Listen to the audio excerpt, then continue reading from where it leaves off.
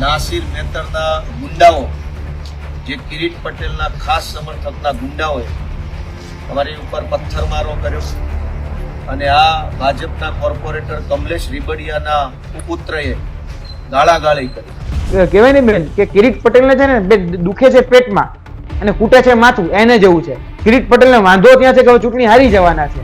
અને જે લોકો હતા એ લોકોએ હાથમાં પથ્થર રાખ્યા હતા કે જેવા જ ગોપાલભાઈ આવે બાર એટલે એને પથ્થરમારો કરવો. આ પ્રકારની કમલેશ રીબડિયાના સુપુત્ર એમાં સામેલ હતા. તેની સાથે સાથે કહી શકાય કે નાસિર કરીને આઈને એક કોર્પોરેટર છે, તો તેમના ભાઈ, એમના જે કહી શકાય કે સાગરિકો હોય એ પણ અહીંયા ઉપસ્થિત હતા. એને પણ ગાળી ગલોચ કરી અને મારવા માટેનો પ્રયાસો કર્યા છે. જે ભારતીય જનતા પાર્ટીમાંથી ઉમેદવારી કરી રહ્યા છે કિરીટ પટેલ, એ પોતાની હાર ભાળી ગયા છે. ન્યૂઝની સાથે હું છું મિક્ષુ ઠક્કર ને આપણી સાથે જોડાઈ ચૂક્યા છે આપના કાર્યકર્તા યુવરાજસિંહ જાડેજા વિસાવદરથી. જી યુવરાજસિંહ, સ્વાગત છે આપનું લાઈવ 24 ન્યૂઝ. જી મોક્ષબેન. જી યુવરાજભાઈ, પહેલો પ્રશ્ન એ છે કે ગઈકાલે ગોપાલ ઇટાલિયા દ્વારા મોડી રાત્રે એક વિડીયો અપલોડ કરવામાં આવ્યો હતો, જેમાં તેમણે એવો આરોપ લગાવ્યો હતો કે ભારતીય જનતા પાર્ટીના ગુંડાઓએ અમારી ઉપર જે છે તે મીટિંગ દરમિયાન કેટલાક આરોપો જે છે તે ગોપાલભાઈ દ્વારા લગાવવામાં આવ્યા હતા. શું હતી સમગ્ર ઘટના? ખાસ કરીને બેન જોવા જઈએ તો ગઈકાલે સાંજના સમયમાં લગભગ 8:30-9 ની આસપાસ જીવાપરા જે ગામ છે, જીવાપરામાં એક જીવાપરાના વોર્ડમાં મિટિંગ હતી અને ગોપાલભાઈ ઇટાલિયાએ તે મિટિંગ એટેન્ડ કરી હતી. જ્યારે એ સભા ચાલુ હતી ત્યારે પણ જોવા જઈએ તો એવી અમુક ઘટનાઓ બની હતી જેમાં જે ભારતીય જનતા પાર્ટીમાંથી આવેલા જે ગુંડા તત્વો કે લુખા તત્વો હોય તેને સભા દોડવાનો એ પ્રયત્ન કર્યો હતો, વાતાવરણ બગાડવા માટેનો પ્રયત્ન કર્યો હતો. પરંતુ ત્યારે આમ આદમી પાર્ટીના વધારે પડતા કહી શકાય કાર્યકર્તા હોવાને કારણે એ ફાવી ન શક્યા. પરંતુ જ્યારે સભા પૂરી થઈ ગઈ અને ગોપાલભાઈ ઇટાલિયા જે છે એક કાર્યકર્તા જે છે આમ આદમી પાર્ટીના, ત્યાં ચા પીવા માટે જાય છે અને જ્યારે એ ચા પીવા માટે જાય છે ત્યારે ત્યાંના ગાડી પાસે ઉભેલા અને બીજા જે અન્ય જે કાર્યકર્તા હતા એને અમુક લોકો દ્વારા, અસામાજિક તત્વો દ્વારા એને ઘેરી લેવામાં આવે છે, ગાડીનો પણ ઘેરાવ કરવામાં આવે છે. અને જે લોકો હતા એ લોકોએ હાથમાં પથ્થર રાખ્યા હતા કે જેવા જ ગોપાલભાઈ આવે બાર એટલે એને પથ્થરમારો કરવો. આ પ્રકારની એક ઘટના માટે એ લોકો તૈયારી કરી રહ્યા હતા અને કહી શકાય કે ખૂબ જ અભદ્ર ભાષામાં અને વિભત્સ ભાષામાં એ લોકો વર્તન પણ કરી રહ્યા હતા અને ગાળાગાળી પણ કરી રહ્યા હતા. જેવા જ કહી શકાય ગોપાલભાઈને એના ડ્રાઈવરે કોલ કર્યો કે ભાઈ બહાર માથાકૂટ થઈ ગઈ છે, એટલે કે બબાલ થઈ ગઈ છે, તમે તાત્કાલિક ધોરણે જલ્દી બહાર આવો. એટલે ગોપાલભાઈ જેવા બહાર આવે છે એ સાથે જ કહી શકાય કે અહીંયાના જે લોકલ જે ગુંડાઓ જે છે એના દ્વારા મારવાનો પ્રયાસ કરવામાં આવે છે. અને જ્યારે મારવાનો પ્રયાસ કરવામાં આવે છે ત્યારે એ જે લોકો હતા એમાં ખાસ કરીને જે કમલેશભાઈ રીબડિયા કરીને, એટલે કે વર્તમાન જે અહીંના કોર્પોરેટર જે છે ભારતીય જનતા પાર્ટીના, કમલેશ રીબડિયાના સુપુત્ર એમાં સામેલ હતા. તેની સાથે સાથે કહી શકાય કે નાસિર કરીને આઈને એક કોર્પોરેટર છે, તો તેમના ભાઈ, એમના જે કહી શકાય કે સાગરિકો હોય એ પણ અહીંયા ઉપસ્થિત હતા. એને પણ ગાળી ગલોચ કરી અને મારવા માટેનો પ્રયાસો કર્યા છે. એ લોકો આઈડેન્ટિફાઈ થઈ ચુક્યા છે કેમ કે આખી જે ઘટના ઘટી તેમાં જોવા જઈએ બેન તો આ ઘટના એ સ્થળ ઉપર જે જીવાપરા હું તમને કહું છું ત્યાં મિટિંગ હતી ત્યાં જ ઘટી હતી. પછી એવું થયું કે બધા લોકોએ રોકી લીધા અને ગનીમત એ રહી કે કોઈ પર પથ્થરમારો ન થયો, કોઈ વ્યક્તિ લોહી લોહાણ ન થયું.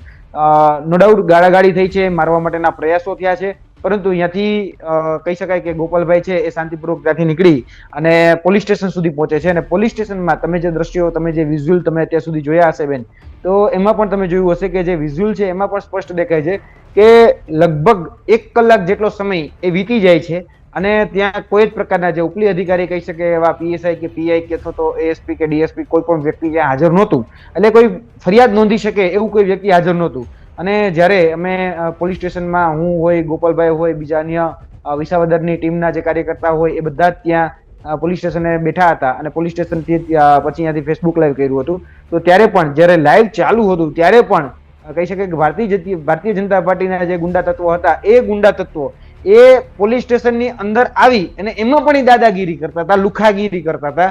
અને ત્યાં પણ જે મહિલાઓ હતી એ મહિલાઓ સાથે અભદ્ર વ્યવહાર કરતા હતા, ગાળાગાળી કરી અને ગમે એમ કરીને હજી ભગાડવાનો પ્રયત્ન કરતા હતા. ત્યારે ગોપાલભાઈ ઉભા થયા ત્યારે એ કહી શકાય કે જે ગુંડા તત્વો, જે લુખા તત્વો હતા તે ત્યાંથી નાસી છૂટ્યા. અને પછી કહી શકાય કે થોડીક વાર પછી, એટલે કે લગભગ 15 કે 20 મિનિટ પછી અહીંયા પોલીસ ત્યાં પહોંચી હતી બેન. યુવરાજભાઈ, કયા આધારે આપણે કહી શકીએ કે આ ભારતીય જનતા પાર્ટીના જ ગુંડાઓ હતા? શેના આધારે કહી શકીએ? બેન, આધાર જોવા જઈએ તો આધારે પેલો તો મેં તમને કીધું કે કમલેશ રીબડિયાના સુપુત્ર હતા. એટલે કમલેશ રીબડિયા કોણ છે આપણે બધા જ જાણીએ છીએ. વિસાવદરની આખી કહી શકાય કે સમગ્ર જનતા છે એ જાણે છે. સમગ્ર જનતાને ખબર છે કે ભાઈ કોર્પોરેટરના દીકરા છે. ત્યારબાદ નાસિર કરીને જે હતા, જે કહી શકાય કે વર્તમાન ભારતીય જનતા પાર્ટીના કોર્પોરેટર, એના સાગરિકો, એના ભાઈ, એ બધા પણ ત્યાં ઉપસ્થિત હતા. તેને પણ ગાડી ગલોચ કરી. તેની સાથે હવે હું તમને એક્સ્ટ્રા વાત કરું કે એક રેકોર્ડિંગ અમારી પાસે ઉપલબ્ધ છે, જેમાં નાસિરે ફોન કર્યો હતો અને નાસિરે અમારા કાર્યકર્તાને ધમકાવવાનો પ્રયત્ન કર્યો હતો. અહીંયાથી નાસિર કહી શકાય કે અહીંયાથી જતા રહેવા માટેનો આદેશ કર્યો હતો. અને ત્યારે પણ એમાં પણ બોલાચાલી થઈ હતી. ત્યારે પણ એમાં તીક્ષ્ણ વાતાવરણ ઊભું થઈ ગયું હતું. એમાં પણ જે રેકોર્ડિંગ હતું એ રેકોર્ડિંગ અમે પોલીસને પણ અમે આપ્યું છે. પોલીસને પણ અમે આ વાત કરી છે કે ભાઈ અમારા કાર્યકર્તાઓને ધમકાવવામાં આવે છે, અમારા કાર્યકર્તાઓને હેરાન પરેશાન કરવામાં આવે છે. એટલે આ આધાર પુરાવા છે. કોઈ પણ જગ્યાએ કહી શકાય કે આધાર પુરાવા વગર વાત કરવામાં નથી આવતી. રેકોર્ડિંગ પણ એ વ્યક્તિનું ઉપલબ્ધ છે. તેની સાથે સાથે જે બીજા કહી શકાય કે આધાર પુરાવાની જરૂર પડે, કારણ કે પોલીસ પણ જે ઘટના સ્થળ હતી એ ઘટના સ્થળે જઈ અને ક્યાંક ને ક્યાંક જે સીસીટીવી રેકોર્ડિંગ હોય કે બીજા ત્રીજા અન્ય રેકોર્ડિંગ હોય એ ભેગા કરવા માટેના પ્રયત્ન કરી રહી હતી. બીજું કે જ્યારે પોલીસ સ્ટેશનની મેં તમને વાત કરી કે પોલીસ સ્ટેશનની અંદર જે ઘટના ઘટી એમાં પણ જે બે લોકો કહી શકાય કે ગુંડા તત્વો કે લુખ્ખા તત્વો જે હતા એને પણ લગભગ 1 કલાકની અંદર દબોચી લેવામાં હતા. પોલીસે આફ્ટર જે આ ઘટના બની એના પછી જે કાર્યવાહી કરી બહુ ત્વરિત કરી કે ભાઈ પોલીસ ત્યાં પીઆઈ આવે છે, પીઆઈ છે 15, એટલે પોલીસ દ્વારા કાર્યવાહી કરવામાં આવી. એટલે પોલીસ દ્વારા ક્યારે કરવામાં આવી? તકલીફ છે ને? નહીં, હું તમને હજી કહું છું તકલીફ ક્યાં છે કે કાર્યવાહી ક્યારે કરવામાં આવે છે? જ્યારે ઘટના ઘટી જાય છે અને 1 કલાક પછી કરવામાં આવે છે. ખરેખર આમાં જોવા જઈએ તો આગળ જ એટલે કે શરૂઆતમાં જો સાવચેતી કે આપણે પગલા લીધા હોત બેન, તો આ પ્રકારના કદાચ દ્રશ્યો જ આપણે ન જોયા હોત, આ પ્રકારની ઘટના જ ન ઘટી હોત. અને કદાચ આ તો કહેવાય કે ભગવાનનો આભાર માનીએ છીએ કે કોઈ અઘટિત ઘટના ન બની. બાકી અઘટિત ઘટના ઘણી બધી મોટી બની શકે એમ હતી. ત્યારે જો ખરેખર પોલીસે પ્રોએક્ટિવ થઈને જો કામ કર્યું હોત બેન, તો આ ઘટના જ ન ઘટી હોત. અને બીજું કે 1 કલાક સુધી પોલીસ સ્ટેશનમાં કોઈ પણ ઉચ્ચ અધિકારીઓ જે કહી શકાય ઉચ્ચ અધિકારીઓ હાજર જ નહોતા. શા માટે ભાઈ હાજર નહોતા? શું એ કિરીટ પટેલના ફોનની રાહ જોતા હતા?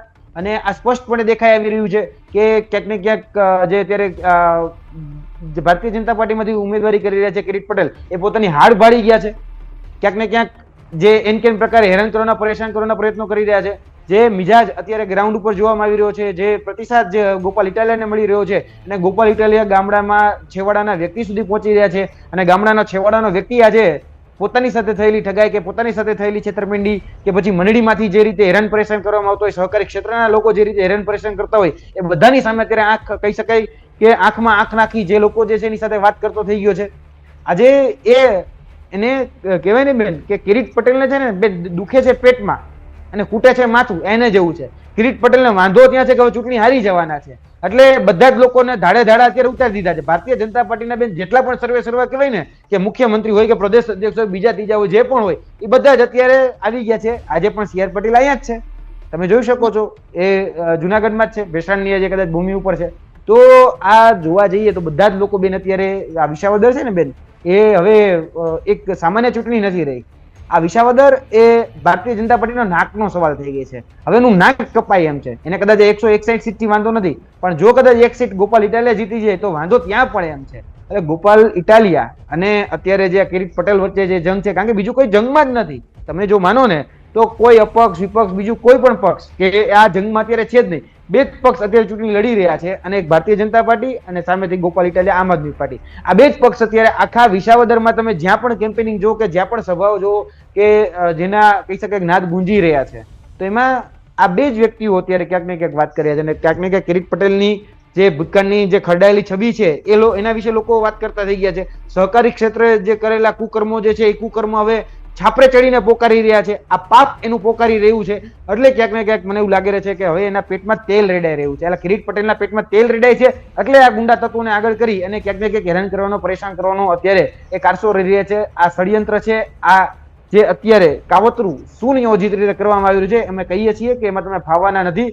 તમારે જો ખરેખર કિરીટ પટેલને કહેવા માંગીએ છીએ કે તમારે લડવું હોય તો ચૂંટણી મેદાનમાં આવી અને જે લોકશાહી જે છે એના આપણું જે પાવન પર્વ છે એમાં વ્યવસ્થિત રીતે લડી શકાય એમ છે. આ ઠોકશાહી નથી. એટલે જે અત્યારે કહી શકાય કે તમારા જે કાર્યકર્તાઓ છે કે તમારા જે લોકો જે છે અત્યારે જે ગાળી ગલોચ કરે છે, જે ગુંડા તત્વો જે છે, અને ચોપડે નામ નોંધાયેલા છે ઓલરેડી બુટલેગર છે. જે લોકોને અત્યારે અમે જે તમને નામ દીધા એ અહીંયા તો દારૂ વેચવાના એના ધંધા કરે છે. એટલે જે બુટલેગર છે એ લોકોને આગળ કરી રહ્યા છે, એને હાથો બનાવી રહ્યા છે. ક્યાંક ને ક્યાંક જે સરકારી મશીનરીઝ જે છે, સરકારી અધિકારીઓ છે, એને હાથો બનાવી રહ્યા છે. આ બધા લોકો એના હાથો બનાવીને ચાલી રહ્યા છે. તો કમસે કમ જો તાકાત હોય તો સામે આવીને લડી લો ને ભાઈ. અને ચૂંટણીના જંગમાં ખૂબ જ કહી શકાય ને કે ભાઈ ખૂબ સારી રીતે સુચારુ રીતે જો ચૂંટણી થાય તો એને ખબર પડી શકે એમ છે બેન. કારણ કે અત્યારે કશું જ કઈ નહીં તો કઈ નહીં, ગોપાલ ઇટાલિયા 30,000ની લીડથી તો જીતી જ રહ્યા છે. એને પણ ખબર પડી ગઈ છે, કારણ કે ગામના અલગ અલગ સર્વે એ સામે આવી રહ્યા છે.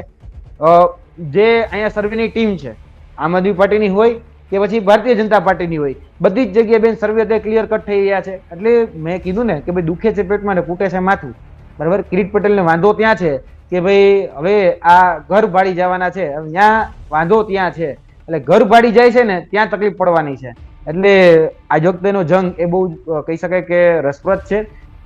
જે ઘટના ગઈકાલે બની એવી ભવિષ્યમાં ન બને એટલા માટે પીઆઈએ ત્યાંના અત્યારના વાયબી રાણા કરીને જે પીઆઈ છે એને પોલીસ પ્રોટેક્શન અત્યારે ગોપાલભાઈ ઇટાલિયાને આપેલું છે.